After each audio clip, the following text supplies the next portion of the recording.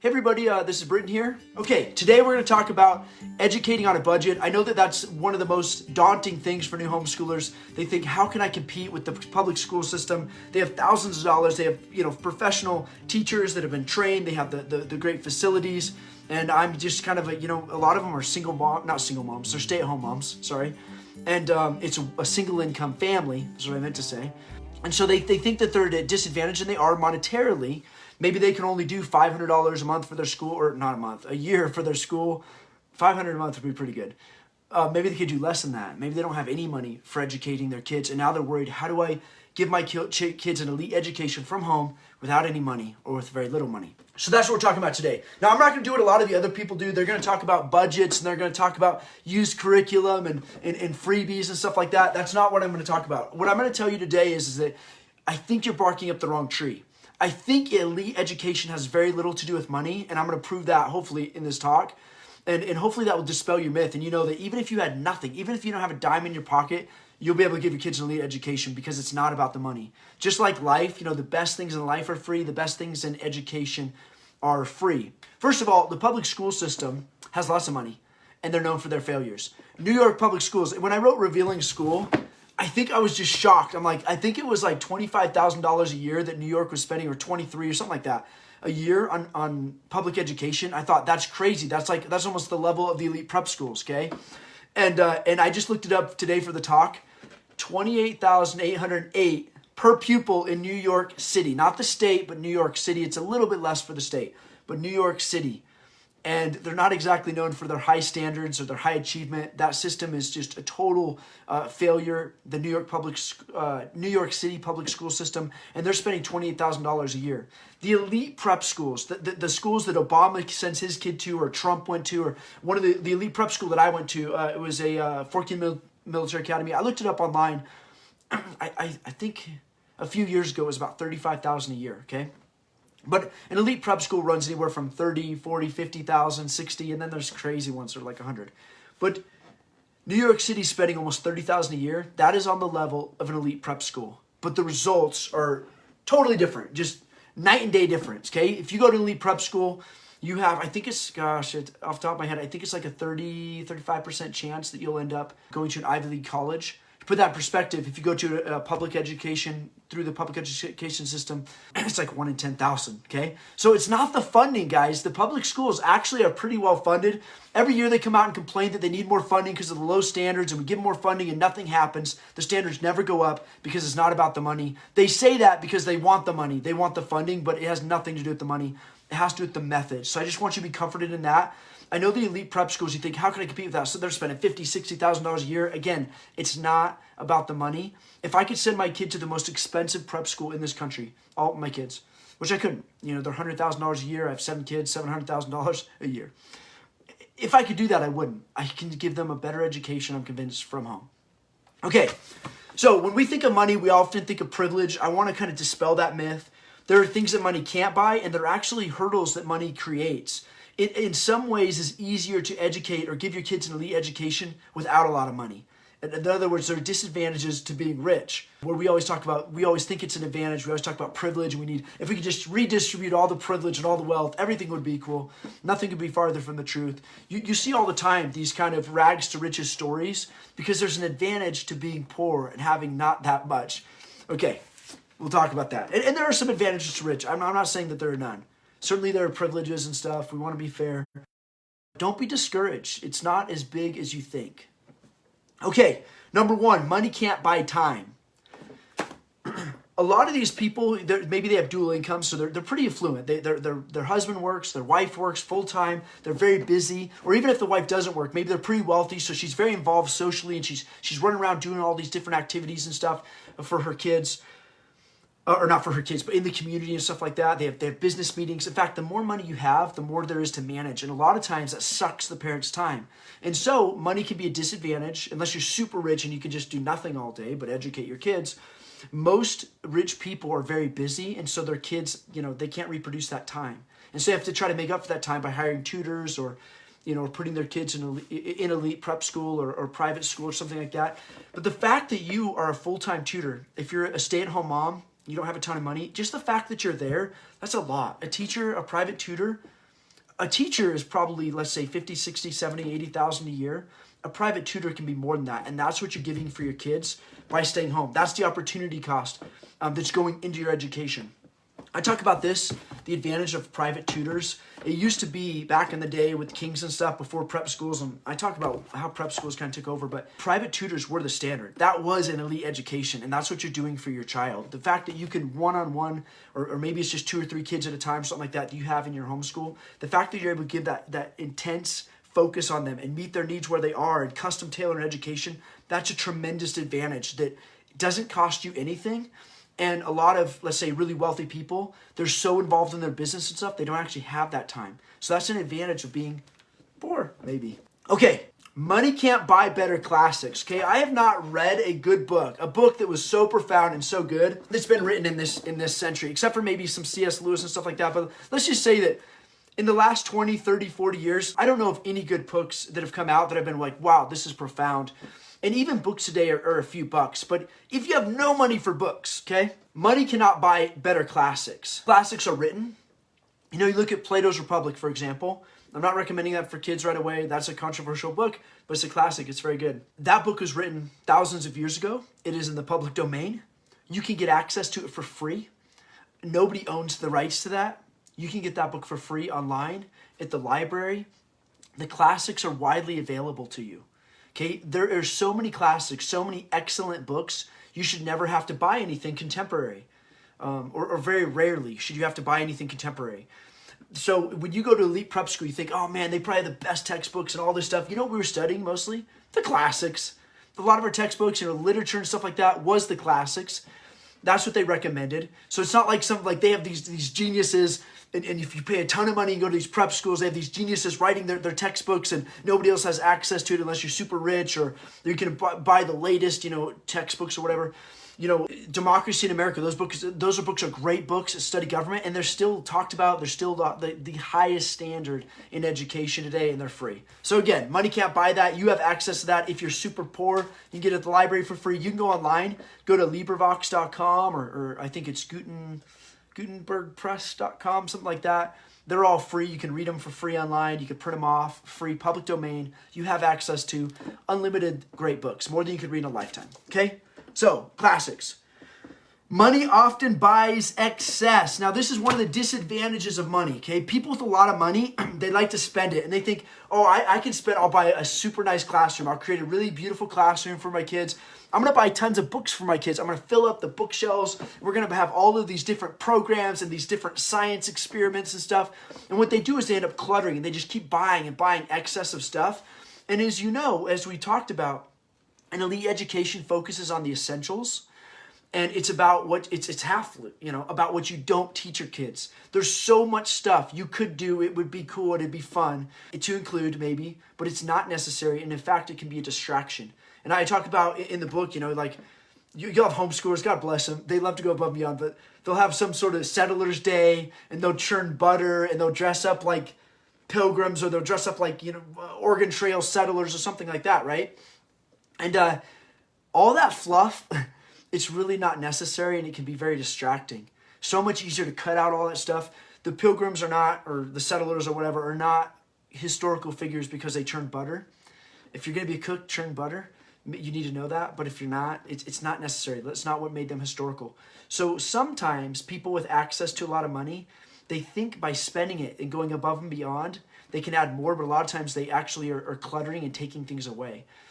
So it can actually be a disadvantage. All those cool, fun science experiments, those are cool, those are interesting, but they're not necessary for an elite education. When I went to prep school, I guess we had a few labs and stuff like that in chemistry class. I don't remember what they were. They weren't obviously revolutionary. They didn't change my mind. There weren't anything the public school kids did, and guess what? They weren't necessary. I don't even remember them. So you don't need all that stuff. Again, if you stick to the great books, the classics, if you go on to Blue Manor Academy, and gosh, if you could see the cool stuff that's coming, the curriculum we're coming out with, it'll be out this next year. It's going to be available very, very, very affordably. You don't have to have a ton of money to do this, okay? It's actually pretty affordable. And then we talk about character training. You can do that yourself. I talk about that in the next book. That doesn't cost any money. It's not books you even need. It's what you implement with your kids, and that is free. You can do that for free. And that was a huge part of prep school. I mean, most of the kids that are going to prep school is a finishing school for character. Really, it's not about the academics as much as the character. The academics follow the character. That's why the standards are higher, but it's mostly starts with the character. You can do that for free at home. Okay, so money can buy access, and that can be a disadvantage. Money spoils. Okay, when I went to prep school, I was like a pretty poor kid. My mentality was poor. My dad was a preacher when he first started off. My parents divorced, so I had a single mom. I think we were pretty poor.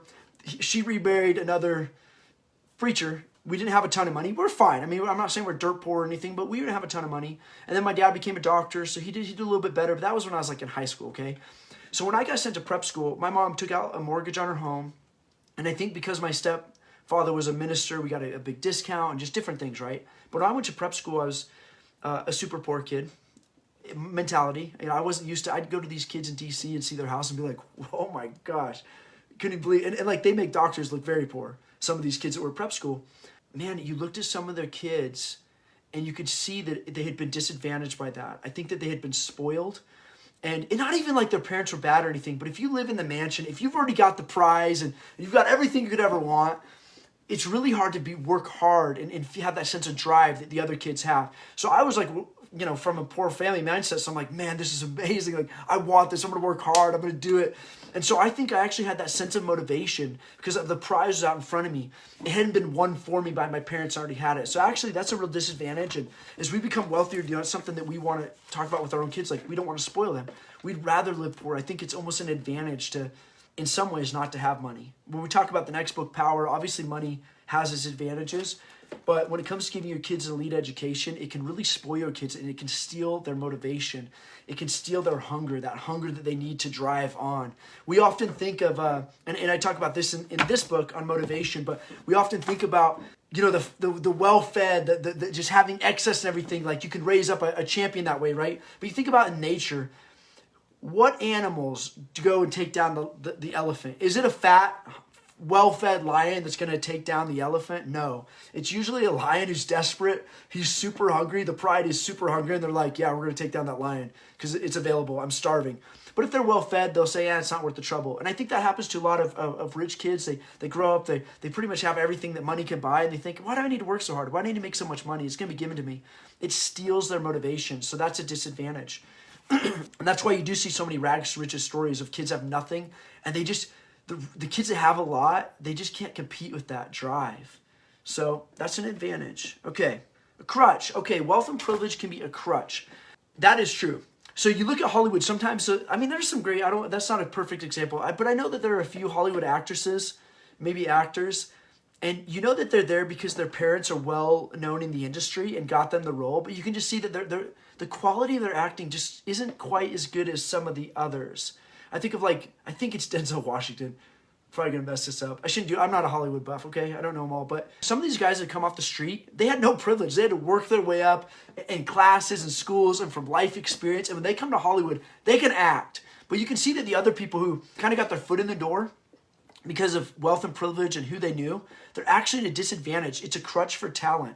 So the kid who has no privilege, he has to work harder, yes. And you think, oh, that poor kid, he has to work harder. No, it's great. He has to fine-tune his skills.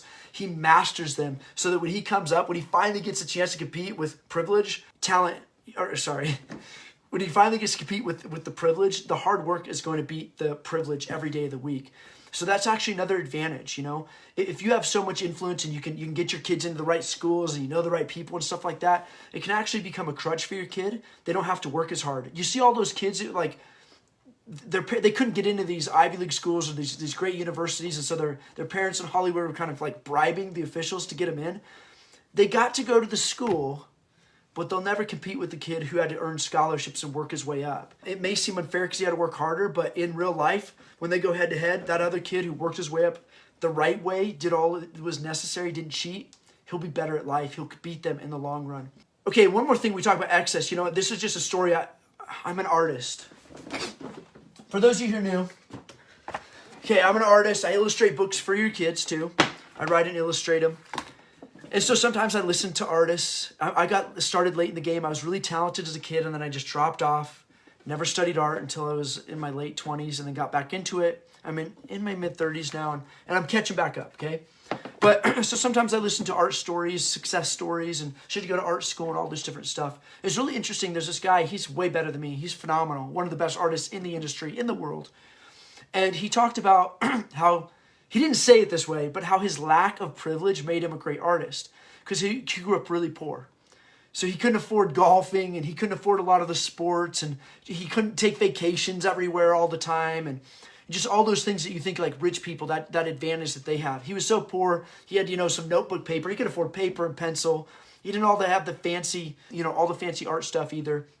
But he had pencil and paper, and he had drive, and he would just, because he had all those other distractions weren't options because he couldn't afford them, he just sat there and he drew all the time. And now you have these rich kids who would love to be artists, and they can't compete with him. And they look at that and they're like, man, I wish I had that opportunity to just draw all the time because, but I was so distracted with my education, and I was being so well-rounded. I was taking all these different languages and music classes and all these different sports. Well, that other kid, all he had is drawing, and guess what? He's amazing. And a lot of people are envious, like, oh man, I wish I could draw like him. Well, you could have if you'd been poor and that's all you had, and you had work ethic. Okay. So that's an advantage, right? And then this is probably the most important thing, and I'm going to leave on this last one. The one thing that money can't buy, and this is going to be the next book. This is character. Character is twice as big as education. Character is king, okay? Money can't buy character. And in fact, when you look at Hollywood and some, if you're a super rich kid like in Hollywood and your parents are movie stars, you could have any girl you want. You have access to all these drugs, and it's really destructive. In a lot of ways. And I guess poor people get drugs too, but it can be destructive. Okay? Money cannot buy character. In fact, a lot of times money can I think it can erode character if you're not careful. You can use your wealth and privilege to buy things that you don't need, you shouldn't have. Definitely can't buy character, and character is king when it comes to great education. All the test scores, all that stuff we think is so important, the SAT and what college they're going to go to and all that stuff, it really doesn't matter as much as your kid's character. When I say character, I don't just mean like, oh, my kid's nice and he does the right thing. I'm talking about powerful character, his leadership, his sense of honor, his sense of dignity, his sense of integrity, his courage. Courage is so big. Courage is everything when you talk about greatness, being able to go after things that are larger than life, whether it's investing your money and just having the courage to do it, or going, I think of like the presidential debates. You look at Donald Trump, the guy's got all the wealth and privilege. That didn't buy him the courage to go out on the stage and debate. Like that comes from something else. And if he went to a prep school and he went to a military academy, and that's part of the curriculum. It's huge in the military. They teach character, courage. That's free, okay? That doesn't cost anything. You can teach your children character for free, and character will be privileged, again, every day of the week. Character is king. So just think about that, guys. I know that's probably, maybe, hopefully that's what you're looking for, but I know it's a little bit different take. You used to, like, people talk about budgeting and how they can stretch the dollar and make it work, and I'm saying, guys, I mean, it's important to do that, stretch your dollars and stuff for sure, but it's the wrong focus. An elite education really is free. You don't need a whole lot. Money can buy, they can buy some things like computers and stuff like that, or supplies that other kids wouldn't have access to. But really, every poor kid, let's say the poorest kid in the ghetto, and you think, oh, he has no opportunity because he's poor. It's not. It's because he's not getting the proper instruction or direction. He could go to the library. In that library, there's more books than kings used to have. He has access to more information that kings used to have. The richest kings in the world would covet that free public library today. He has access to that. There are a lot of advantages to being a poor kid from the ghetto. People want you to succeed. People will give you scholarships that other kids can't get, or middle class kids can't get. There's a ton of opportunity. It's not about wealth. It's about focus and intention. So if you are like one of those, and I don't want to discourage you, if you are one of those poorest of the poor, you're living in the ghetto, read this book. And in fact, privilege, the privilege of poverty. If you email me and you're like, I am the poorest, the poor person, I cannot afford this I think it's $15 book. I can't afford that $15 book, but I want to educate my kids for greatness. One, you can watch the videos for free, and I'll teach you some of it. But I'll give you a free copy of the book. A digital copy, I'll send it to you. If you're that poor, I'd even send you a paperback copy if you don't have access to digital copies. So I want you to succeed, and I want you to know you can leave the ghetto with proper education, with proper direction. The disadvantage of poor kids isn't, in my opinion, it's not the money, it's the quality of their education. Most of these kids are stuck in the public education system, like in New York City. It's not money. It's $30,000 a year, but it's a really bad education. It's just garbage. I tell you why it's garbage in this book. But if they could get a hold of a great education, proper education, it can happen from anywhere. Gosh, I even think of Count of Monte Cristo. You should read that book. That's a great book. We're going to put it on the site soon. But, that guy went to prison, and they had nothing. But he had an instructor from prison. He gets this amazing education, ends up being a huge advantage. Being in prison, he's being beaten and stuff, but he gets this amazing education. When he finally gets free, he's able to just dominate his enemies because of the quality of his education. So think about that too. Let that, if that's where you are, you're starting at the very, very bottom, you've got nothing, let that be something that fuels your kids to remind them, hey, we're at the bottom and we're going to the top. We're going to work our way. You can work that into your narrative for motivation, and that can be an advantage. It is super hard. If you're like Donald Trump's kid, imagine, or Obama's kid or something like that, you're already at the top. Imagine trying to motivate that kid. You've been to the White House, you got all the money, you're already a celebrity, everything is just there. How hard would it be to just sit down every day and just drive and work like a workhorse if you're at the bottom? You know what I mean? The underdog has its advantage, definitely. I'd always rather be the underdog going into a fight. You're just hungrier. You're the underdog. You got to work harder. When you're at the top, you can get complacent. You know what I'm saying? You're not hungry. You forget what it is to be at the bottom, fighting and struggling. Keep your hunger so it's not a disadvantage. All right, guys, that's it. For the rest of the tips, if you want to get tips on how to stretch your budget and stuff, gosh, you go to Blue Manor Education Academy. That's an elite education. We're building it up more. It's $10 a month. It's super cheap. You can get most of my books for really inexpensive, paper books. You can go to LibriVox.org if you have no money. Get access to all the classics for free, okay? Those are my tips for budget. But really, that's not the focus, guys. It's about the methods. You have to learn the methods, which I'm teaching in the book. The next book, Character, is going to be huge. It'll be out here, like I said, in a month or something. But think about that. It's not about the means. It's about the methods. And if you adopt the methods of the elite prep schools, the methods of greatness, it doesn't matter. If you had nothing, you'll find a way. All right. Thanks, guys. We'll talk to you next week.